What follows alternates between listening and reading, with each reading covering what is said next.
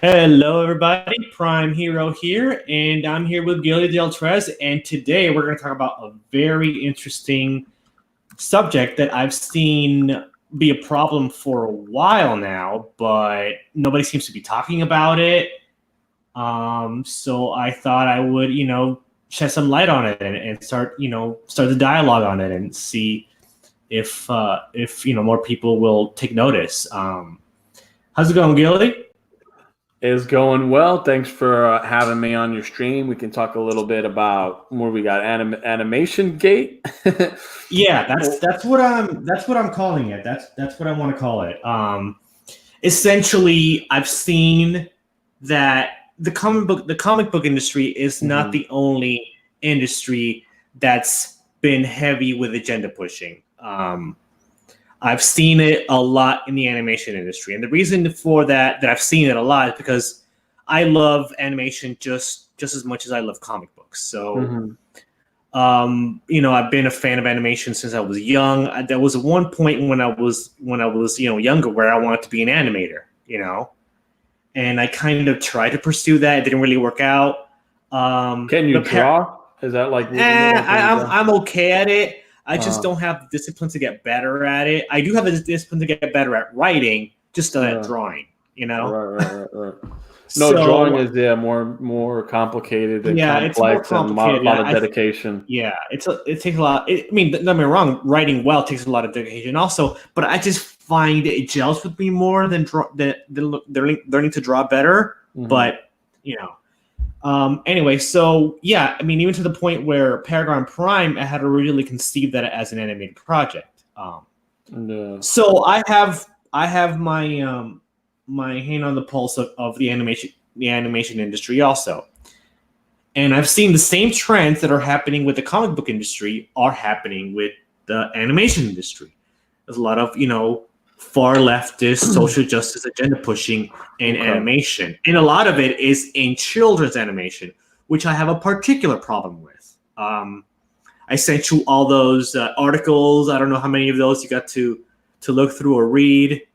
Unfortunately, I didn't get a chance just because something came up with the wifey leaving me with a little guy to take care of. She went for her little girls' night out, so I was in daddy mode. But I'm glad that I have a time here on this stream. So since this is something that's pretty much tugging at you and it's kind of nagging at you and kind of you want to talk about it, why don't we pick the one particular article or the one instance that is for you is like the most flagrant, and we'll just we'll talk about that and share our opinions and just see how or in what way this kind of Well, I guess the most high profile animated show right now that people are talking about a lot is the new She-Ra cartoon.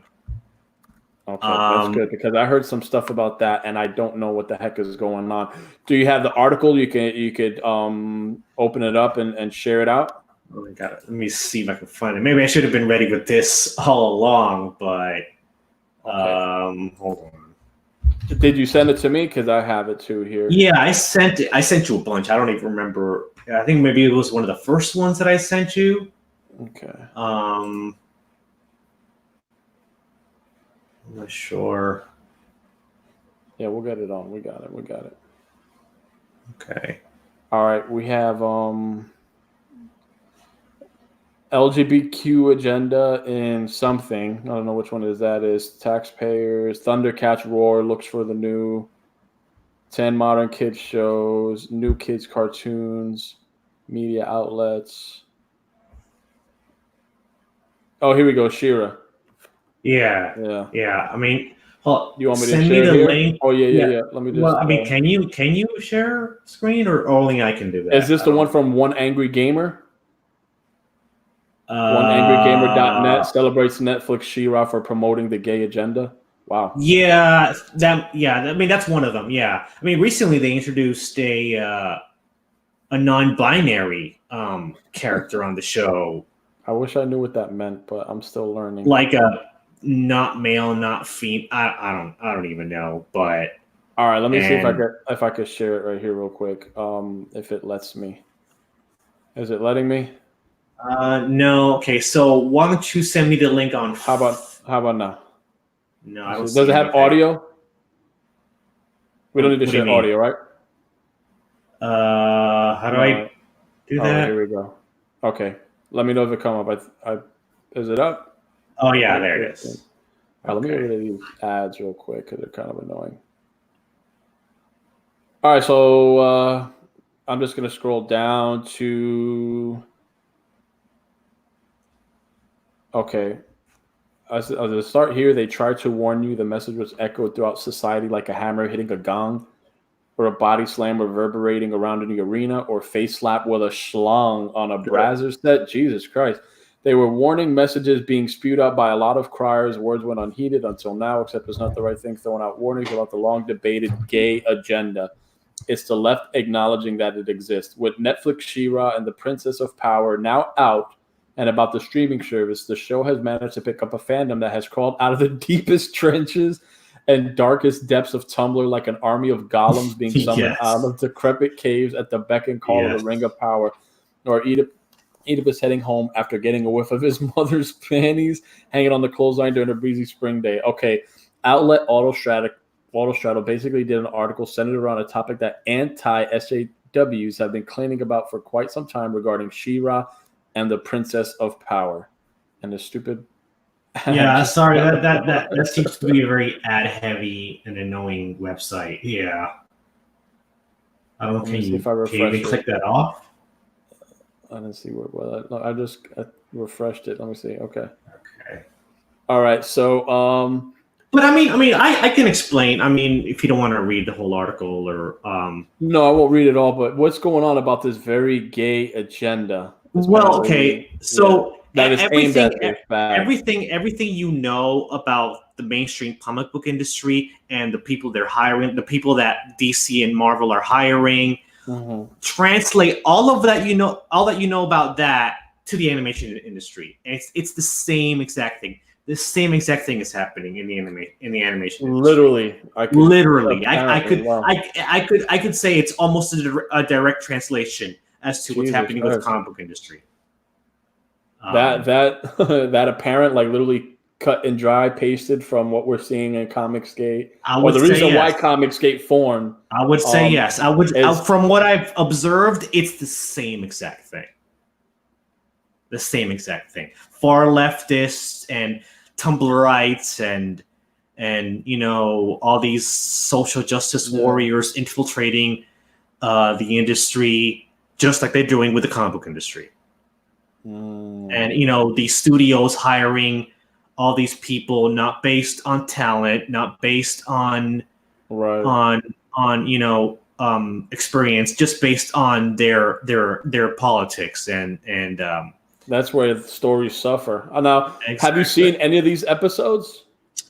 No, I haven't, because I knew what it was going to be like from the beginning. I've read articles about it. I've seen videos on it, but I've never actually seen it myself. I'm not interested in it, though. I've seen a couple of things here and there. Like, what my biggest issue is that they're targeting, a lot of these shows are for young kids. This is a show for young kids. That's annoying me. You know, there's Doc McStuffins, which is a show that my nephew used to watch. They had an episode with two moms. Someone had two moms, and even Arthur. I don't know if did you ever watch Arthur when you were a kid? Not really, but I heard they had like the same-sex marriage in there. Yeah, which I thought I don't know. I guess that's the reason why Arthur never called my attention. Yeah, it's happening a lot, and they're trying to sneak this stuff into established kids shows like Doc McStuffins or Arthur, and they're trying to be subtle about it, but it's there, you know, this agenda is there. My issue is when you're going kind of hard at this whole thing, and I think what's interesting is there's something here that, I mean, usually when it's stuff like this, there's not like an open. What do you mean? Like, hey, can we just have our people too? Or what is this for diversity? It's never like, yeah, we're kind of pushing this. But I don't know. It says here we have Hogan openly acknowledging that a show that users have accused of being SJW propaganda from the Rainbow Reich is in fact propaganda. Yeah, So apparently like the She-Ra show is very blatant about it, where they're not even trying to to hide it anymore. Or so I always knew She-Ra from He-Man, but I mean, it's been a while. It's been a while since the '80s, and I just knew She-Ra, and I knew she was, she was a warrior princess, right? I think his cousin. Yeah, she was He-Man's cousin. She was He-Man's cousin. So I'm not up to date on She-Ra's backstory. So I don't know as far as this version. This is supposed to be a complete reboot that seems to remove He-Man altogether from the story at all. Like it's supposed to be its own separate thing. Yeah. The main person behind this She-Ra series, she's one of these flaming, lesbian social justice warriors. Like just. So who owns the rights to She-Ra? Right now, DreamWorks. This show, I don't know, because that's kind of confusing. Yeah, because this show is put out by DreamWorks. But I don't know what I don't know what the legalities are. But I mean, I know from what I know, Mattel owns the rights to She-Ra. That's what I was thinking. Like, I know Mattel, the toy company, but So did they give the rights? The I haven't really read up on Netflix thing. I haven't really read up on those kind of details. I do know that late in 2020 they're coming out with a He-Man cartoon that's not connected to this at all. Jesus, that's bad when it's usually typically canon is not even. Yeah. Now that show sounds like it's going to be really cool. It's going to be based on the original. It's going to be basically continuing on from the original 80s cartoon. So it's going to be like a sequel to that one. So from what I've heard about that, it sounds like it's going to be really, really cool. I'm really looking forward to that because it's a revival from a 80s property that I grew up on. So I'm excited about that. But this is garbage, and it's pretty much everywhere. This agenda in the animation industry, and I think that we need the equivalent of Comicsgate in animation. So Animation Gate, essentially. Yeah, well, I know that's going to be really difficult, and the reason why I say that because animation is a lot pricier. Yeah, the budget is more. It's a more lucrative endeavor, and it's not like what Comicsgate to make comics is already expensive in itself, but fortunately, as a creator, I can crowdfund a book and have that become something tangible and be my story. And I can get more of these projects out there. Now, you said you leaned a lot on animation, and you already see how difficult it is to hire an animation team. That's something way out of your scope. Right now, way out of my possibility. Yeah. So I think what's important to know is that at least you're creating some awareness with this video. Definitely retweet it out, or just definitely retweet why this wouldn't work. And also you got to check the ratings to see if how's Netflix doing, how's this She-Ra Netflix, how's it performing. Check the ratings. What are people saying about it? Because if this is out, if this is being like an outright acknowledgement of propaganda, SJW propaganda, what is that saying? Like, if this is a success, are we going to get more properties? I get what you're saying. I understand what you're trying to say, but the thing is, though, Marvel, aren't they doing the same thing? Like books that aren't selling, but they keep on rebooting and pushing and pushing and pushing, but people aren't buying, right? Yeah, people are buying it. They're just, I don't think it's not across the scale. It's not like it's being supported fully. There's division, and this is why we have Comicsgate and stuff. Yeah. Because we're seeing a lot of these projects, not deliver to the max potential because of the agenda, the propaganda involved. Yeah, you can get off this website if you don't want to keep on, clicking off ads. This is interesting here. Take a trip to the battleground that is the Rotten Tomatoes page. Here we go. You'll note there's a war taking place for the soul of the show's user rating. Like Ryan Seacrest fighting for a single woman that he's trying to say, I guess he's heterosexual or something. But here we go. We're going to check out some of the ratings because for me, this is what makes everything interesting when we get another aspect of Animation Gate that I want to touch upon is how a lot of these animated shows now seem to have kind of a uniform animation style that's been dubbed CalArt style. Now, CalArt style is a simple, kind of not very detailed, not very well designed animation style. Because that's how you put it up with, you create something really fast. Yeah. This is shows like Adventure Time or Steven Universe or what is it? Star versus the Forces of Evil. By the way, all these shows that I just mentioned also push agendas also in very very aggressive ways. Also, they're not even subtle about it. They're like, oh yeah, look at this. This is what we are.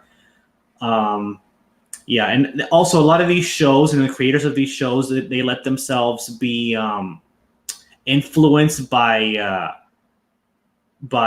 people on Tumblr and shippers. I don't know if you know what a shipper is. No.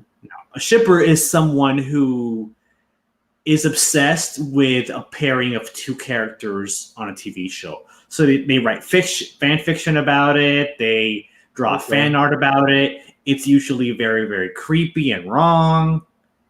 A lot of good shows, I feel, have been ruined by creators listening to these shippers, such as the Legend of Korra, and among others. Yeah, I like The Last Airbender. Korra I never got into, and it's funny that you mentioned that there's kind of some that somehow got hit with that. Yeah, she ends up being a lesbian with the female character, and it came out of nowhere. It wasn't done naturally or organically. It just was. It's bullshit. It was sorry for my language. Weird. It's just trash.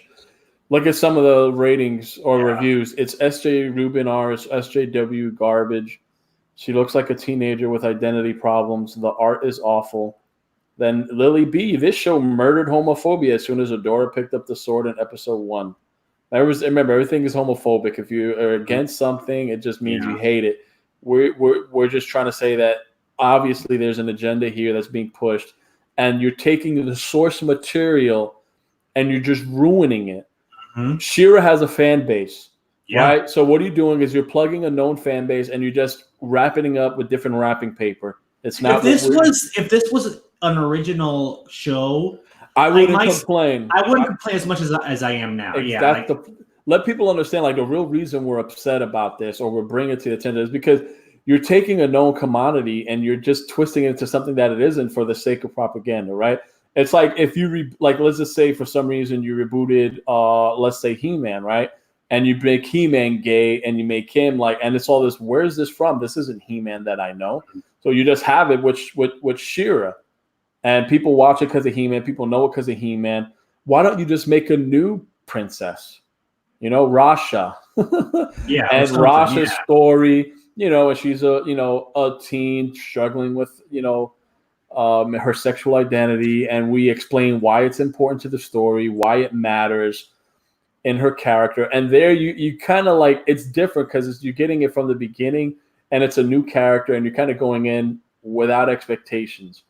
With She-Ra, you're going with expectations because you remember her from her childhood. You're hoping maybe you see He-Man in there, and you get something that doesn't look like anything you remember, and it's utter trash. Here's Mark B. If you like diversity crammed in your face, then it's for you. If you want to see She-Ra defeat her enemies with a Care Bear stare, then it's for you. If you like political agenda, scripted storytelling that shouldn't appear in children's cartoons, then it's for you. I had to stop because it's not for me. It's so bad. So there's a bunch that are,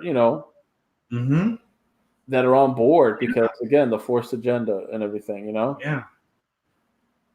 And I've seen a lot of videos on this show, and also Thundercats is going to be ruined by this.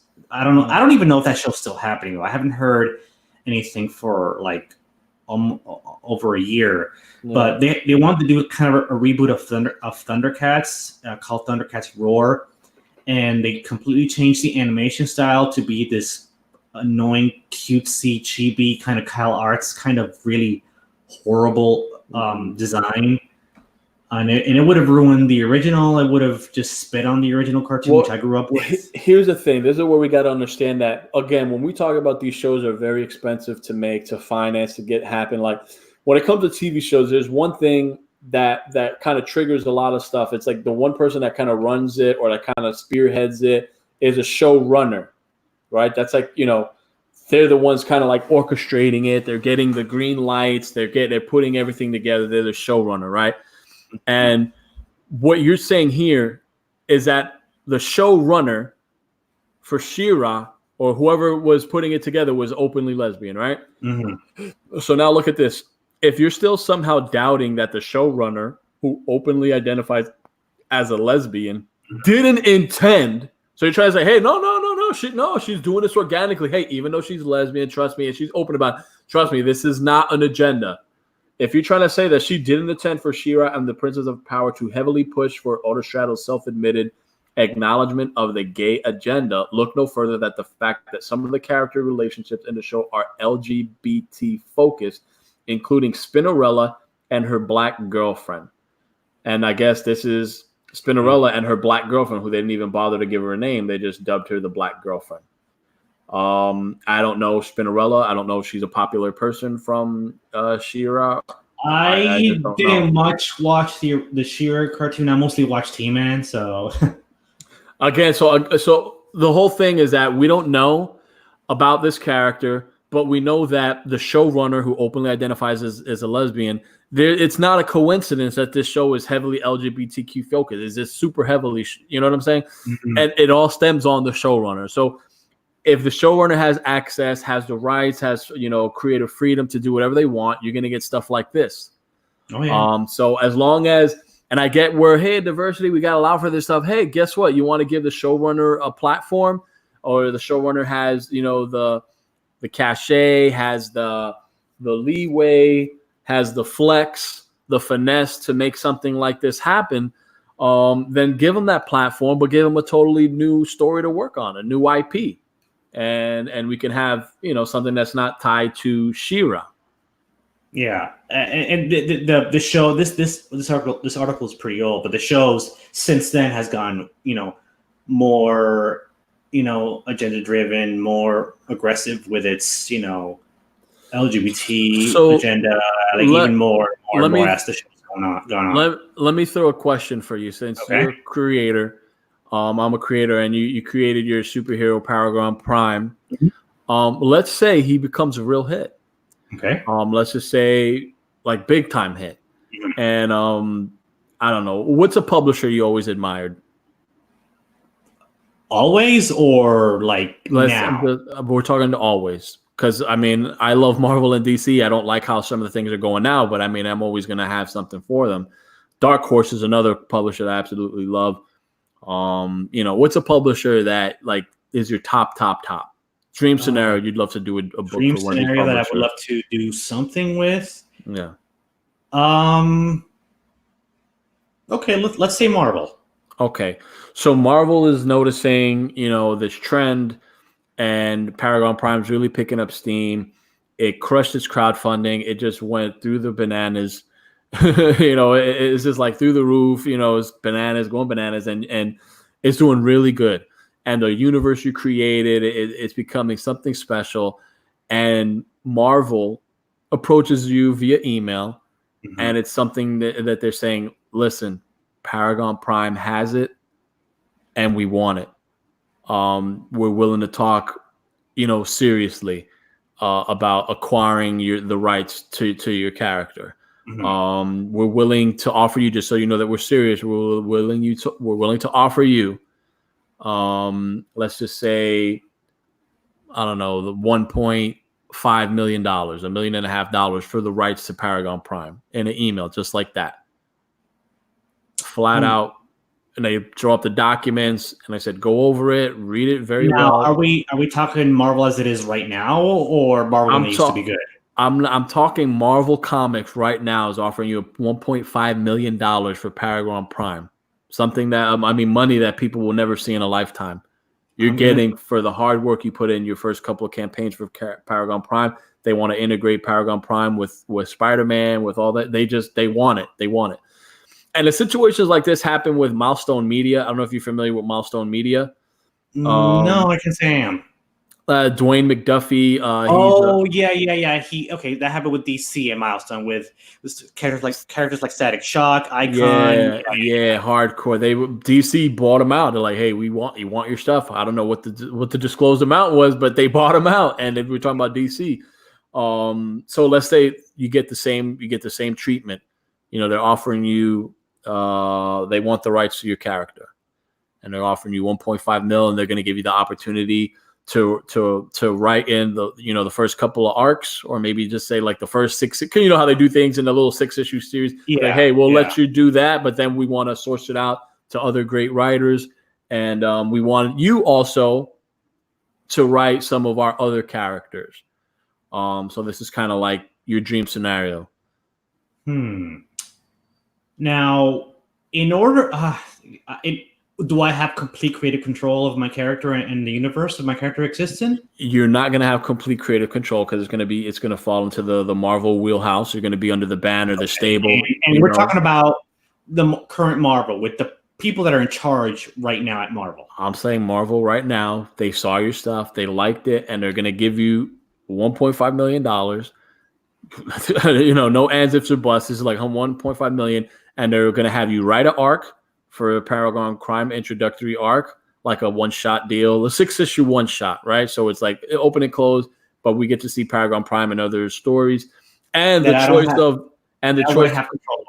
No, those other stories. Okay. But they'll give you the choice of any Marvel character you want, and they'll pair you up of an artist of your choosing from Marvel's Marvel's list of artists, to do a 6-issue run on any superhero you want. Okay, so essentially I would have to sacrifice my character to maybe work with Captain America or Spider-Man. You get to write your Captain America run however you want it, yes. I'm going to say no. All right. So they reply, because this is Marvel and they're owned by Disney, and Disney's like, we're trying to wake up for the mess we made. And let's say they offer you, instead of 1.5, I mean, I can't go crazy and say they offer you 20 million, but let's keep it real. Let's say it now jumped up to 5 million, like clean 5 million. Okay, and my answer to that is over $5 million. Okay, and you're gonna be like you get your 5 million, and you're also a writer. You're in like Marvel. You're always gonna have a book to run. Always have a book to run. I'm gonna say no to that too, and I'll tell you why. If they're willing to pay that much money for it, that means I have something, and I don't need them. Okay. You don't need the exposure? I might need the exposure, but I'm willing to put in the hard work doing it myself so I can control my character and my universe. Good point. Well, let's hope Marvel never offers you $5 million. Okay, let's say it got ridiculous. Like ridiculous. Like they realized, man, this guy has something we want, and you know this, and it's like it's got into a hardball negotiation. They're like, okay, listen. This is big deal. We want to get you. But also you're doing what you're doing. They know something's good, but you're a one-man show. You know, it's going to be hard for you to put out content and put out people still got to wait for crowdfunding. So it's still at a snail's pace. So getting a push from Marvel, you already know what that does for you, and your character gets seen on that, that wider level spectrum. So let's say they come at you with a cool $25 million Paragon Prime deal for the rights to Paragon Prime.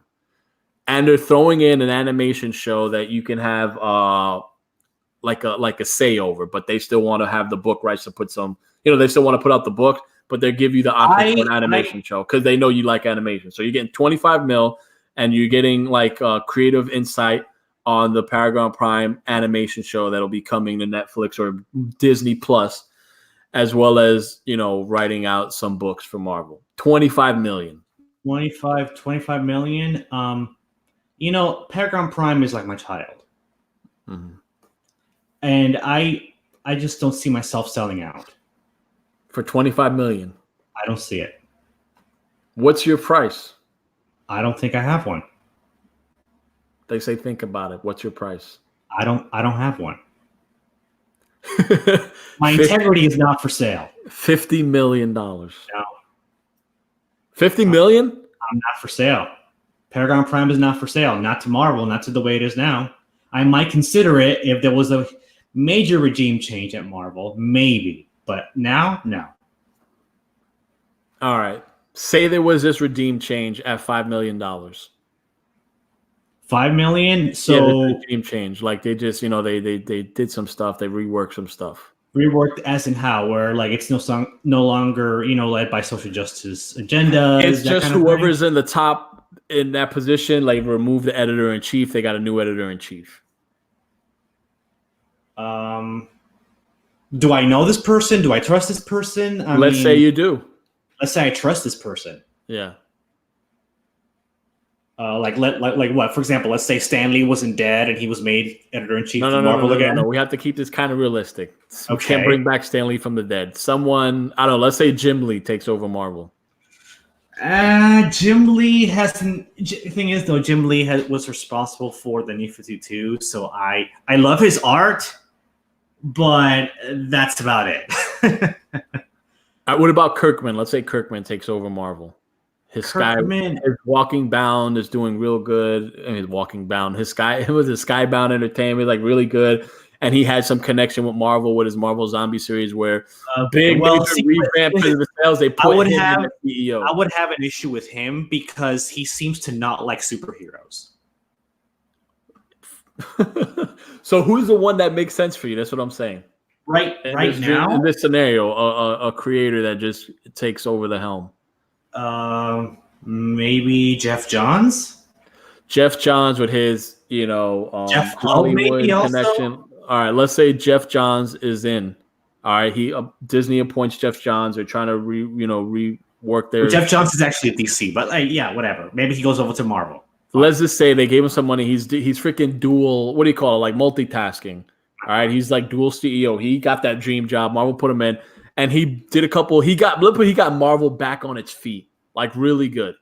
And they want your book, and they come with you this $5 million deal. And Jeff Johns himself approaches you. He's like, "Hey, I've been appointed. You've been hearing the news. You see how I've getting the superhero story back on track. We want Paragon Prime for Marvel." And he gives you that deal I said, but at $5 million. $5 million. I don't know, man. It's being run by your dream scenario, the way you want it. Marvel's been kicking, everything's been working out. There's no funny business going on right now. Nothing. He's the top of the top. We're dealing the moment. He's the top of the top. Marvel's back on track, and superheroes are trending.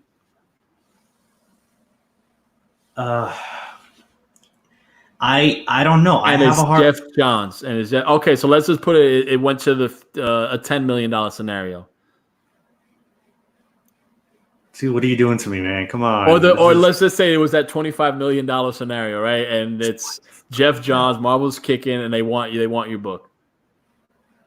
And okay, but the thing is, though, I don't know if he's always going to be in charge. Though there could be a regime change in like 5 years. There could be anything could happen, but you're getting $25 million, and you're on top of the top. We live in the moment. You don't know what's going to happen 10 years from now. You don't know what's going to happen tomorrow. This offer could be rescinded. It's like, hey, we need a yes or no.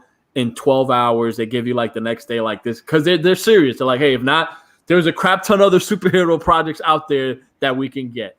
We want to feature you. We want to make it work. If not, we'll check out Gilbert Deltrez. We heard he has a story, and we'll check him out. We heard Galactic Road into Mayhem is pretty something good, and we're willing to offer him something. But we want Paragon Prime. We're giving it to you.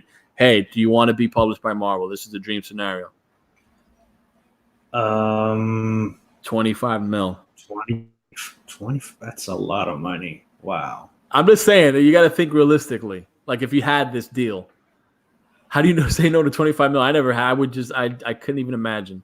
Well, you know what? Let me reverse it. What would you do it? I spent about 10 minutes trying to get you to this point. You're going to answer this question, then I'll tell you my answer. Oh boy. You're getting the phone call right now. The contract would have to I would have to agree with it. I would have to read over the contract, see. You read over it and you see everything is clear as day. I have lawyers look at it. You're not getting screwed out. They're going to own the rights to it, but you're getting all that 25 mil. You're getting your writing extra deal with Marvel. You're getting your animation clause in there. It's looking real good. Profits as well. You get like I don't know how they do it, like 2% profits of like DVD, Blu-ray sales, that kind of thing. Like it's looking really good. Like you don't got to work at all. But of course, you'll probably use that money and make some more comics. But it's like you're good. Gilbert, you suck. It's quick yes. If you do good, this is what's going to happen. So I need an answer now. Marvel's waiting. I'm going to say no. Yeah, no, I'm comfortable with that. I'm going to say no to that.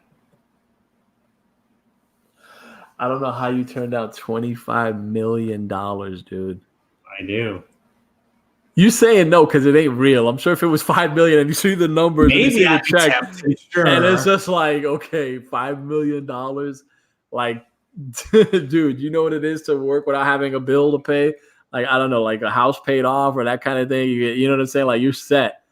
All right, now if you live within your means, you're more than set. All right, last offer. Here you go. Okay. 25 mil. We're throwing it up there. Well, I want to have you answer the question now. You still saying no? I don't. The question might be different for me. I got a family, dude. I gotta provide. So if I do that, I know my family's taken care of. I mean, it's one property. I'm a creative guy. I could write I could write a bunch more stuff. Yeah. One property ain't gonna kill me. Okay. But I'm not answering. I'm putting it to you. You know, what's your final answer? 25 million? No, not billion, million. They said million. Oh, they said billion. Like, we're not at George Lucas territory yet, you know? Because you could provide for that. Oh, my gosh. If the deal looked good, I might consider it. All right. So let's say you considered it and you signed off on it. Mm-hmm. Marvel now owns Paragon Prime. They launched the first couple issues. Everything is well. And dun, dun, dun, dun. Regime change. Next thing you know, Paragon Prime is the #1 selling gay superhero. Whoa. Well, you know what? Nope, that's not going to happen because I'm going to have a clause in there in my contract that if it's a regime too late, change, buddy. You missed it. You didn't get it. Paragon Prime. That would suck, right? That would suck. And like the issue, some SJW has control of the issue because again they lost power, and the SJW that's running Kickstarter somehow becomes the CEO of Marvel. They take Paragon Prime and they deconstruct Paragon Prime so hard that him and his relationship with Maribel and the marriage that was planned is suddenly falling apart because he has to come out of the closet. And now we have conflict, we have character, we have a story. We have Paragon Prime, your first gay superhero in Marvel Comics. Well, he's all thanks to Ron Christian. Yeah, all my stupidity, all my greediness, all my selling out. I sold out. I'm terrible. Well, hey, with your 25 mil, you could definitely launch another comic book. You can fund it on your own. You'll be more than well to revamp everything. Okay. But again, man, this is the kind of thing that goes on because these are the people that are whatever agreeing, and these are the shows that are getting made. So it's almost like if I say, hey, you know, someone approaches me, Nickelodeon's like, hey, we want to buy Galactic Rodents and Mayhem. I'm like, wow. I could have Galactic Rodents and Mayhem with Teenage Mutant Ninja Turtles, this and that, yada yada. Okay, you know what? Yeah, and I get a nice payday. Next thing you know, Bash wants to have a male romance with another character. It's not even Ripple because they're brothers. Let's just say it's another animal. Like it's cross. What is it like? How do you say that? Like it's cross-gendering. I don't know how the heck you say that. It's interspecial relations, where he wants to get it on with a male bull, or that he's just attracted to like this male bull, and it's just like, man, I sold out, and this is what I gotta watch. Yeah, I don't think I can handle like watching anything that I would sell. I need to have some creative input, and it's going to Yeah, be up to final decision input. That's yeah. all. You can write whatever you want. I'll have the final say. I I'll either say yes or no. That's what I want. It's like I'm the overlord. I would make sure that my contract says that. Like I would make sure. No, I'd make sure. Like it's like George R. Martin. You know, he had like the say in what was going on with the Game of Thrones because it was. Yeah, well, then why did the last season suck so much then? I don't know what he signed off on, but yeah. Again, I guess it got the money was too good. It got out of control. He's like, yeah, what is this, whatever. But I need some kind of stipulation where I have the final say. Yeah, give me all your proposal. I have the final say. But the original point is that I think Ryan Heck. Oh, I didn't even see that. Let's see. Yeah, me too. I love Jim Lee's like his art is incredible. I love his art. But that's about the only thing I think he should do because his art is awesome and that's it. He just stick to drawing. I mean, I know that sounds harsh, but he's made some pretty poor decisions at DC that I don't agree with. So, but anyway, back to my original point.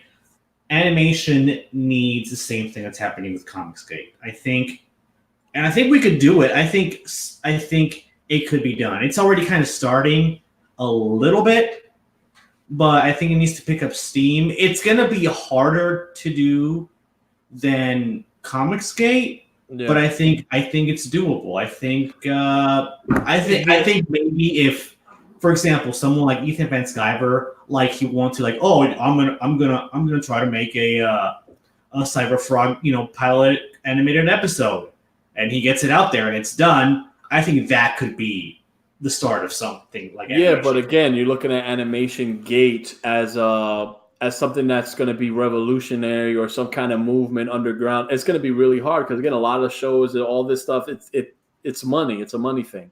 Mm-hmm. So it's like I said, you can't make your mark unless someone wants to buy the rights to it, and then again, it's hard. It's not as accessible. But it could happen because it's happened. Like I think, I know Comicsgate. I don't know much about Gamergate. I don't know, but I don't know Animation Gate. You could have a gate for everything. So I'm not gonna say no, but it starts with getting the word out and kind of like what you're doing. I'm trying to do that. I'm trying to get people to see that the same thing that's happening with comics is happening with animation. Yeah, and even on TV shows too. On streaming shows, we're seeing it. Like I was seeing it on, I think it was called Rim of the World, and I was seeing it, and I think what I'm gonna have to do, I think if I could share a screen, I think I'm gonna have to. I think we could do a video. I want you to do something really quick. Go on. Well, maybe I can do it. Hold on. Let me go to YouTube. Are you trying to make me watch something? Yeah. This is gonna be cool though. It's gonna be cool. Hold on. Okay. Make sure when you do share, you hit share screen and you click on you click on Chrome tab. When you click on Chrome tab on the bottom left, you'll see share audio. Click that, and then you'll see in the box the separate Chrome tabs, and you just click on the YouTube one so we can hear the audio. Hold on. So hold on. On you mean on StreamYard or? Yeah, on StreamYard. When you do share screen, you click on the share screen icon on the bottom. It opens up share your screen. Then it says your entire screen, application window, and then Chrome tab. Click on Chrome tab. And when you click on Chrome tab, you see the option to share audio on the bottom left. You can click that, and then it's checked off. And then go to in the middle of the box, and you're still selecting your tab. Can you see anything? Yeah. Yeah, I got it. All right. Let's see. This just an ad for Disney Plus.